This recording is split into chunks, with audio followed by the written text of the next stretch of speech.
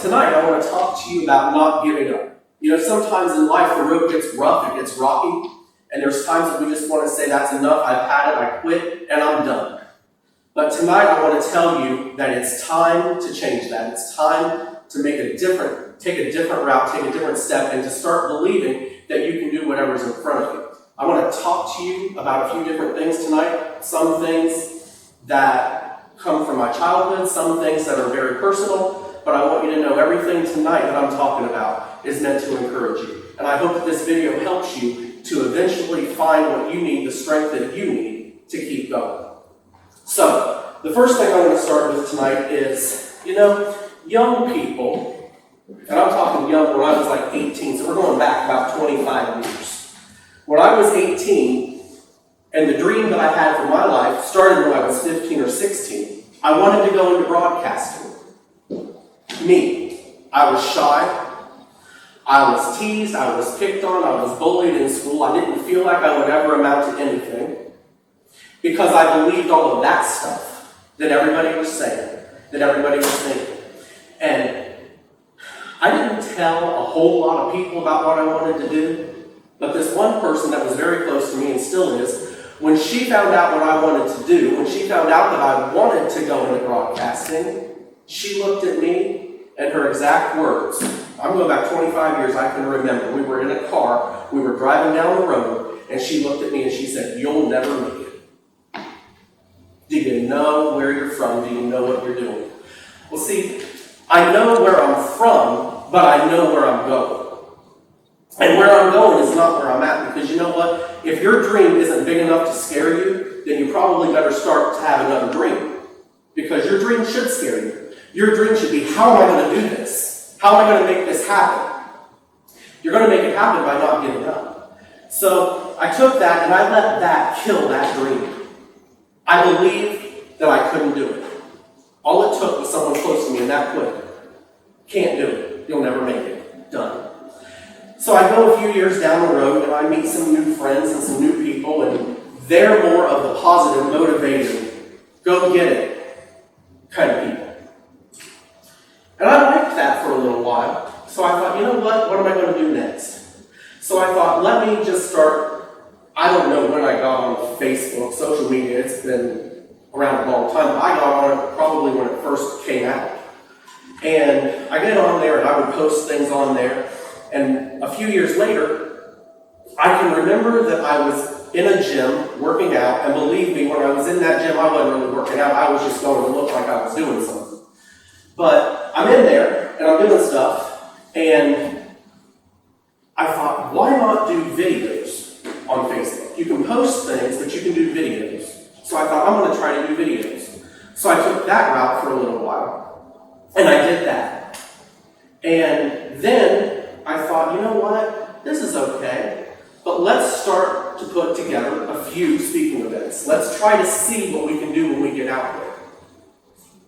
So I did that, and I put myself out there, and you know what, I don't measure things in numbers of how many people show up. I don't, because the people that come are the ones that I believe I can help, and I'm going to try to do my best, whether they're here to support me or I'm here to help them, it doesn't matter. Because as long as somebody leaves encouraged and somebody leaves feeling good, then that's the important thing. So, what started off bad, where it's like, you'll never make it, you'll never be able to do it, I go down the road and here I am. So I'm doing something that I still enjoy, that I still want to do, because you see, some people don't know, because I don't get this involved with people, but my passion in life is to help people. That's what I want to do. That's why I wake up. That's why I keep going. That's what I try to do. Now, if I don't know you very well, I will sit back and I'm quiet and I'm shy. But once I get to know you, I open up a little bit more. And sometimes I open up so much that people say, "Will you please just stop?" But, no, I won't. You open the door, I'm there. So, I took that and I turned it around. Because you see, maybe that's not what I was meant to do then, but this is what I'm meant to do now.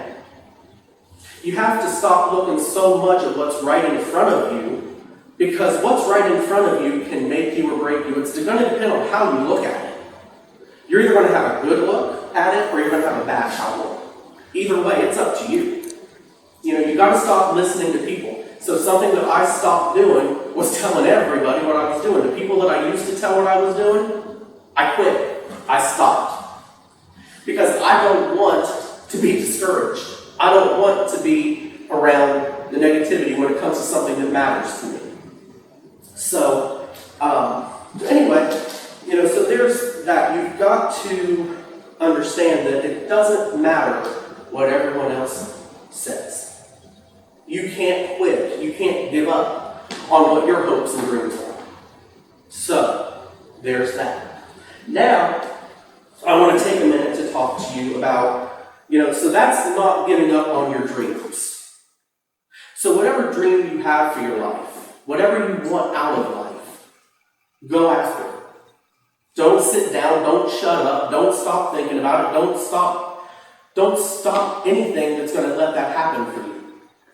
And, I will tell you that something that I have said before, and I don't know who's going to see these videos. I don't know who's going to come across them because, it's going to be on my YouTube channel. It's going to be, DVDs are going to be made. Different things are going to happen. So I don't know who will get them. But you might sit there and you might think, well, I'm just not good enough. Well, I'll never make it. Well, I don't know. Don't anyone be offended by this. And if you are, I don't want to hear it. But you might think, well, I'm too old. So, don't ever think you'll never make it because you will. Don't ever think that you can't do it because you can. There's always a way. You know what? You might sit there and you might try to do something 5 different ways. But the thing is, there's that one way, that one more way. Don't quit. Because you get discouraged because 5 ways don't work, but that 6th way is going to get you there. Back to this. I've said this before. Anyone that's heard me speak before has heard this, and I'm going back to this. No matter what your age is. I throw this in there to kind of have a little bit of humor here and there, but I'm serious when I say it as well. If you ain't dead, you ain't done. So if you're not, if you're still upright and you're still moving through your day and you're still walking and talking and doing your thing or whatever it is, however you get there, there's still hope. There are still things you can do. So don't quit and give up. I don't care. You know what? I'll tell you what. I am, I'm just going to tell you, I'm 43 years old. I don't feel like waking up and getting out of bed every morning. Some days I want to stay in bed. Some days I'm too tired. I looked at someone today and I said, does your body ever hurt for just no reason? Like you just hurt and you don't know why? Yep. Going through it today, but you know what? It's like you're so tired, like your body's tired, and you just don't know why. That person looked at me and said, you need to slow down. I don't have time to slow down. I really want to keep going. I'm not overly busy, but I have enough going on in my day to keep me busy. So, going on from there, I'm on something that I've been doing, and I do try to tie this into my messages every time I talk, is that for the last 13 months, I've been going to a gym. And I thought, I'm not just saying, because you know what, you don't know, my trainer's here today. And I'm not talking about this because he's here, I'm talking about it because it's tying in somehow. But for the last 13 months, I've gone to a gym 3, 4, 5 days a week. Working out.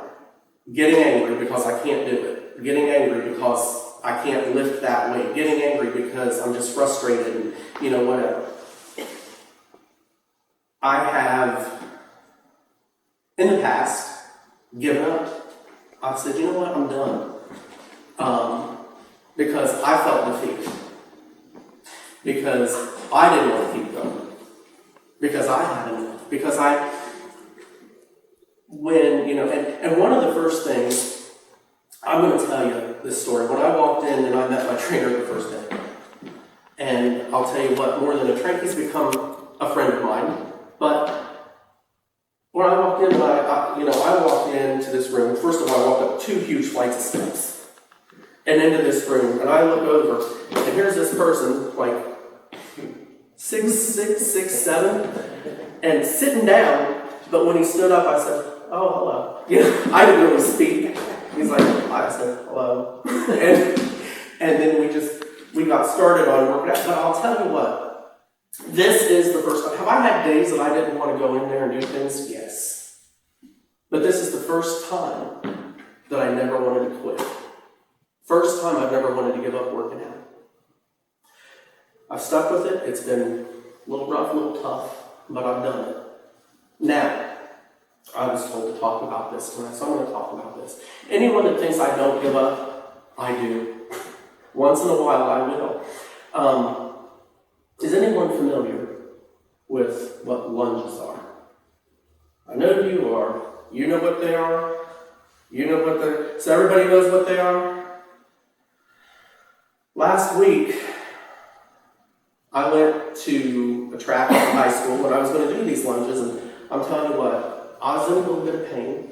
I started out in pain, and I quit in pain. I didn't finish in pain, I quit in pain. There's a difference.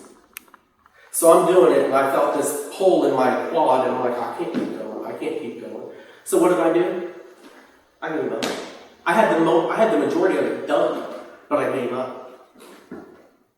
That close to the finish line, and I gave up. Some of us are that close to the finish line, and we give up. We quit. Why? Because it's painful. Because it's hard. Because it hurts. Because I'm tired. We all, including myself, have got to stop making excuses and start looking for a way for things to happen, to make things happen. I'm going to go somewhere that I don't typically go in these meetings. Relationships are rough and rocky sometimes. Sometimes you gotta just say, we're better off as friends from a distance. But sometimes you've got to keep fighting. You got to figure out, is it worth fighting for? You got to figure out, do I want this person as a friend or not at all? How do I want this to work out? But you got to understand, everyone needs to be happy. You can't give up on your happiness. And I'm not really one to talk about relationships, but I will tell you that when it's over, and you know. But until it's over, don't quit on it. Don't give up. Keep fighting, keep going. So, now we're going to get to one of the personal stories that I was talking, not that other one was personal, but this one is somewhat more personal than that. It was back in 2010. I went to visit my aunt and my grandma. They lived together somewhere, and my aunt was driving, and we're going down the road, and a text message came across my phone. "Hey, your dad's here at this house, and he's not doing good." I said, "Well, what's going on? What's the deal?" So I get a text. "Well, he's sweating. He's kind of cold and clammy. He's pale. He's like, this completely color's gone." My aunt's a nurse, so I'm talking back and forth with her while I'm texting the person that's texting me. She knew what was going on, but she wasn't telling me. And she's like, "Ask these questions, ask this, ask that." And she said they need to call and get a squad there right now. So, called and got a squad to where he was at. They rushed him to the hospital.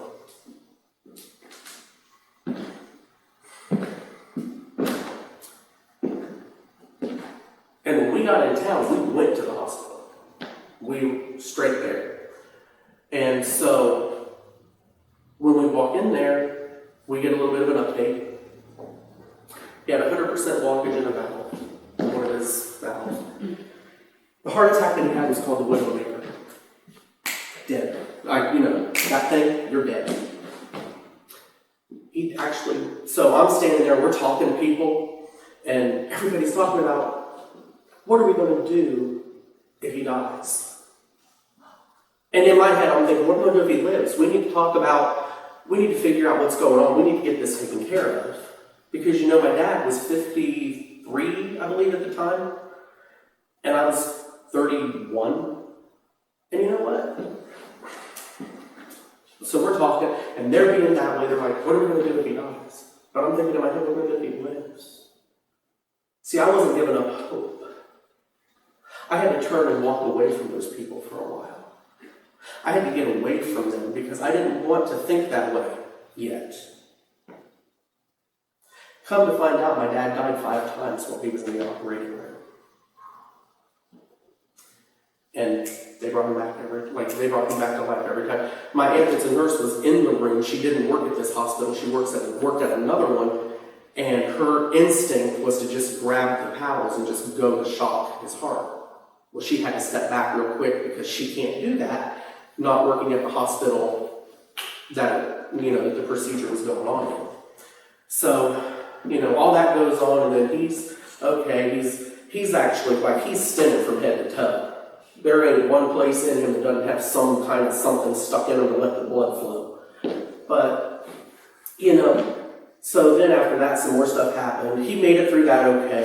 And then I was at the house one day, and I look outside. He's out there just with a push mower, just going to cut grass. I walked outside. I said, get in the house. Go sit down. And he looked at me and said, no. He said, I'm not going inside. I'm not quitting. This is what he said. He looked at me and he said, if I can't do this,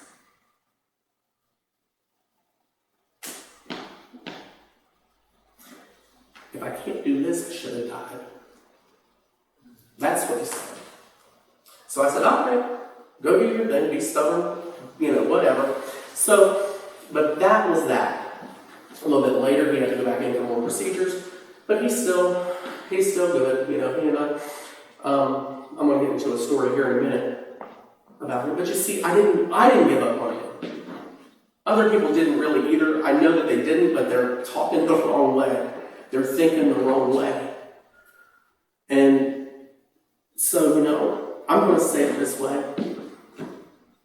I'm going to say lucky, even though it's more than that. But I was lucky for my dad to make it. Because he should. Truth be told, he probably shouldn't have. But he did. And I don't share that story. I don't remember the last time I actually talked about it. But that's just it. You can't give up. I know it's hard, but when something like that's going on, you can't give up until it's actually over. And then sometimes you just have to accept. You have to be like, well, okay, where do I go from here? What do I do now? And, I'm very fortunate. I have, both of my parents. I still have them, and, sometimes I hate to admit it, but I'd probably be lost without them. But that's just, whatever. But you can't give up. If somebody's going through something medical, whatever it is, don't quit, don't give up. Don't stop being positive for them until that's it. Now, this is my serious seat. I want to sit for just a minute. And none of this tonight is meant to, I feel like I'm not, I try to be funny from time to time, but some of this is serious. But the fact that you gotta keep going, it's that serious as well. You can't quit, you can't give up, you have to keep going. So the other thing that I'm going to talk about that has to do with my dad. This is the rough and tough one. This is the bad one. This is the hard one. As far back as I can remember, and I am going to say that I spoke with my dad. I know I did this before we started tonight, but I'm going to say again, I did speak with my dad. He is okay with me sharing these stories. I don't want anyone to think that I would ever do it without first asking and getting permission to do it. But so for as far back as I can remember when I was a kid, my dad liked to drink a little bit. And I can tell you that I can remember it starting out, he would buy he always drank beer. He never liked anything else, it was always beer. And he would buy a 6-pack. And he would drink maybe 2 a night. He'd come home from work, he would drink 2 beers, he would be fine, everything would be okay. And then eventually it moved up to 4 a night, then 6 a night, then 12. At most, and I'm not making this up, my dad was drinking at least 36 cans of beer a night. It was so bad that the doctors actually told him that there was nothing wrong with his liver, and they didn't know how. Nothing was wrong with his liver. My dad and I didn't have a good relationship growing up. We did not like each other, but I'm going to say this. The one thing you have to understand about addiction, whether it's alcohol, whether it's drugs, whatever it might be, and I can only speak of an alcohol addiction because that's what I'm familiar with, they're 2 totally different people. You got the person that drinks and you got the person that doesn't. You got this person over here that just, they're off in their own world, doing their own thing, and, whatever. You got this person over here that cares and would do anything they could for you. But, growing up, I would be, and I have this little problem where I don't know when to stop saying what I think. And sometimes I let that get away from me, and sometimes it causes a little bit of problems. So sometimes that would happen.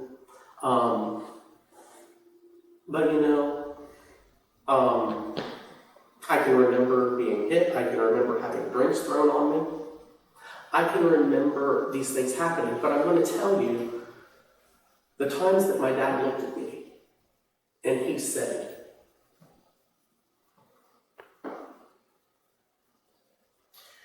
I'm done. I'm not going to drink anymore. I believed it. I was hopeful, but I was doubtful. How's that tie together? You're hopeful and you're doubtful. Well, I believe it, but I just don't know because I've heard it before. Well, I'm really going to go for this. Okay, let's see. It would last a month. It would last 2 months, sometimes 6 months. And it got to the point where things didn't, and there were days and times that he would look at me and he would say, you know what? And this is when he was drinking. I know I'm bouncing, but I've got different memories coming from time to time. But he would look at me and he would say, you and your sister are the reason I drink anyway. What? I'm like, and one day I had enough. I looked at him and I said, I'm going to tell you right now. You were drinking before us. It's not our fault. But you know what? We're going to fast forward through this a little bit. When it got to that point, my dad was like, I'm going to quit drinking. I'm done. Okay, I'm hopeful, but I'm doubtful. But every time he said it, I held on to it, and I wasn't giving up. There was a day that I looked at my dad. I don't remember what year it was, but it was November 30th, because the next day was my birthday. My birthday is December 1st. I said, Dad, do you think tomorrow that you can just not drink for one day so that we can just spend time together? Yep, I'll do that for you. Okay. I get home, he's sitting in the house drinking with a friend of his on my birthday that he said he wouldn't. That's what addiction is. That's what addiction does. It doesn't care. It's more powerful than you'll ever be to that person that has the problem. Until enough's enough, until you lose almost everything you've got, you're not going to quit. My dad had to lose everything he had. Friends, family. Everyone's come back together, pretty much, but you gotta hit it. It's what they call rock bottom. You gotta hit it to find out. Because when the rubber meets the road and it's go time, you're gonna find out who's really in your corner. You're gonna find out who's pulling for you. You're gonna find out who's hoping you don't give up. But see, I never gave up. Every time he said it, I held on to it. I hoped for the best. And then, I don't know what happened, I don't know how it happened, I think it was the fact that he just pretty much lost everything. When I was 25, it finally took. It finally happened. He said, I'm done drinking. He said, I'm done with it. I'm finished. I said, okay. See, I never gave up, believing that it would be okay eventually. Never gave up. And then, even after that, he tried to drink again.